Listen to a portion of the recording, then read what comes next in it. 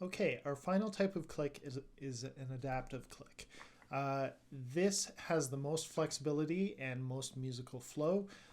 You can take your bass guide from anywhere. It could be a conductor's gesture. It could be um, a model track that you play in. It could be a track from a friend's band. It could be anything. So you can take it, and what we're going to do is stretch and move our grid around that. So our grid is going to match the music. We're not going the other way around. We're not making music to match a grid. We're going the other way. So this makes it really, really flexible and very, very musical. Okay, I'm here in Logic Pro. There is a 90-day trial from Apple, so you can download and try Logic Pro for free right now. Fantastic. Let's open up a new software instrument. That software instrument is going to be our metronome sound. We go over here to the drop down, Klopfgeist. That is our metronome sound. It sounds like this. Let's change that tone to kick drum.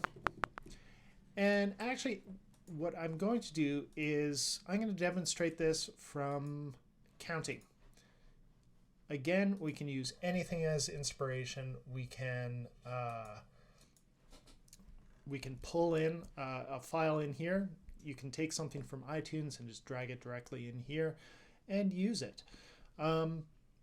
But I'm going to create something.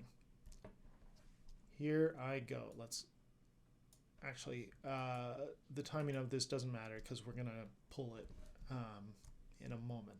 So let's record. Ready? Coming in. And 1, 2, 3, 4. 1, 2, 3, 4. 1, 2, 3. 1, 2, 3. 1, 2, 1, 2, 1, 2, 1, 2. Okay, you get why I did that, right? We have tempo changes and we have meter changes. Okay, let's increase the gain of this so we can actually see our waveform. And ready, coming in. And 1, 2. My instructions are terrible. Let me 2, 3, and 1. We click. We position our playhead. We go Command T to split out this region. Let's delete that. Let's give ourselves some proper instruction. Okay, there's going to be 3 beats of prep before measure 1. Here we go. Fantastic. Okay, let's marry those two together. We can drag this back a little bit and crossfade. 1, 2, 3. Fantastic. 4. Okay, so we have some guides for ourselves. Let's put this back. Learn how to zoom. It is very, very important and super useful. So what I'm doing is aligning this little 1 count as close as I can with the downbeat of measure 1. So I'm just looking at this little area here. I don't think we can zoom in any further right now. 1, 2, 1, 2. I'm even going too far. Let's pull it back to here. 1, 2. Perfect. That's great. Now, what I'm going to do is click along with my count. I'm going to use my MIDI keyboard, and I'm just tapping on this instrument, and I'm just going to try and follow my count as closely as I can. If I screw up, I can always do it again. I can undo the things that I have done because this is non-destructive editing. We can undo and redo things to our heart's content, and it doesn't destroy anything. Here we go. 1, 2, 3, 4. 1, 2, 3, 4. 1, 2, 3. 1, 2, 3. 1, 2, 1, 2, 1, 2, 1, 2. Okay, I missed one, and that was over here. Let's record it in. 1, 2, 1. Okay, fantastic. That added it. And what we need to do, what we must do, is make sure this first downbeat happens immediately on the downbeat of measure 1. You can see that it's pulled a little bit to the side. Let's quantize it. We draw a box around it. We choose the nearest rounding to be quarter note, and that pulls it into place. It's exactly 1 on the downbeat of measure 1. Fantastic. Okay, we do a special technique now called beat mapping. I love this technique. I use it all the time for all my projects. Okay, I right click, or no, I use this pull down menu. I right click over here. This is hidden for some reason. It's one of the most useful things. And we click beat mapping. Now we have beat mapping.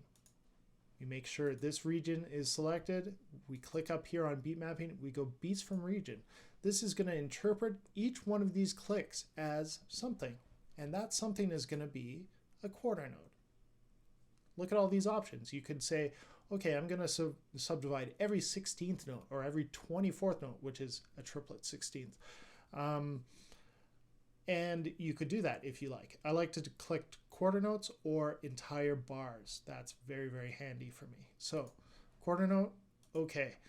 It's created this little tempo map. Look at that. If we open up our tempo list, we have all these tempo changes. Wonderful. And watch up here. We have our bar count and our beat count. Let's watch. 1, 2, 3, 4. 1, 2, 3, 4.